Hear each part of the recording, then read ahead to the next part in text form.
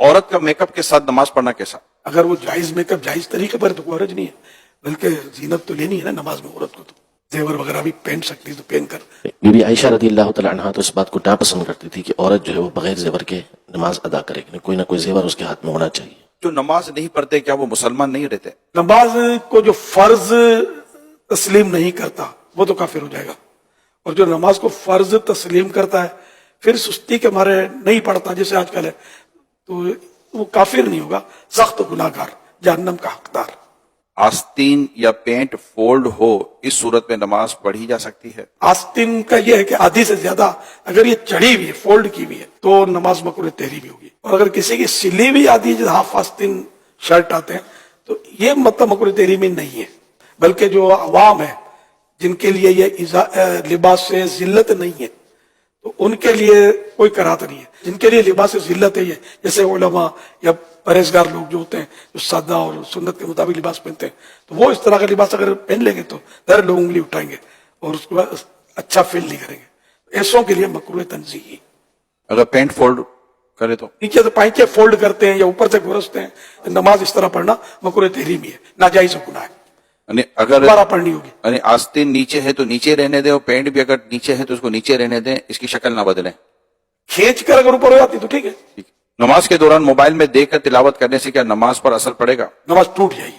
یہ ارشاد فرمائیے کہ ٹوپی نہ پہنی ہو تو کیا نماز ہو جائے گی؟ ٹوپی نہ ہو یا سر ننگا ہو نماز ہو جائے گی، لیکن سستی کی وجہ سے اگر نہیں پہنا تو نماز مکروہ تنزیہی، ناپسندیدہ. اور اگر نماز کے تعلق سے یوں سوچا کہ اب نماز ہے نا کیا تو کوئی ایسی محتم بھی شان نہیں ہے، ایسی نہیں ہے نماز کے جس کے لیے کوئی باقاعدہ اہتمام کیا جائے، تو کفر ہو جائے گا ننگے سر پڑھنا. اور اگر نماز ننگے سر پڑھنے سے دل زیادہ جمتا ہے، نماز میں خوشی و خضوع جس کو بولتے ہیں، تو افضل ہو جائے گا ننگے سر پڑھنا. یہ تینوں صورتیں ذہن رکھیں. کیا کام کی وجہ سے نماز کو لیٹ کر سکتے ہیں؟ جماعت تو ترک نہیں کر سکتا، وہ کام کیسا ہے سامنے آئے تو پتہ چلے. جیسے کہ مریض ہے، اس کی تیمارداری کوئی کر رہا ہے اور یہ بھی ایک کام ہے اس کا، اور اگر یہ با جماعت نماز پڑھنے کے لیے جاتا ہے تو مریض تکلیف میں پڑ جائے گا. تو ایسی صورت میں جماعت ترک کر وہی نماز پڑھ لے. تو یہ صورت ہوتی ہے کام کی کہ کیوں کیسے لیٹ کر سکتا. پھر اس میں لیٹ نہیں ہے بغیر جماعت کے. اگر لیٹ اتنا کیا کہ مکروہ وقت آ گیا، مکروہ تحریمی وقت، جیسے عصر میں آ جاتا ہے کہ سورج ڈوبنے سے 20-25 منٹ پہلے پڑھ لے. اگر اتنا وقت آیا کہ سورج پیلا پڑ گیا جس میں نظر ٹھہرنے لگی، تو یہ 20-25 منٹ پہلے ہوتا غروب آفتاب سے، تو اتنی تاخیر بلا وجہ حرام. اگر پڑھ لے نماز، اور کسی مجبوری سے اگر تاخیر ہوئی، اتنا لیٹ ہوا، تو گناہ نہیں ہے، مگر نماز تو پڑھنی ہے. مجبوری ایسی ہو کہ جس کو شریعت مجبوری تسلیم کرے.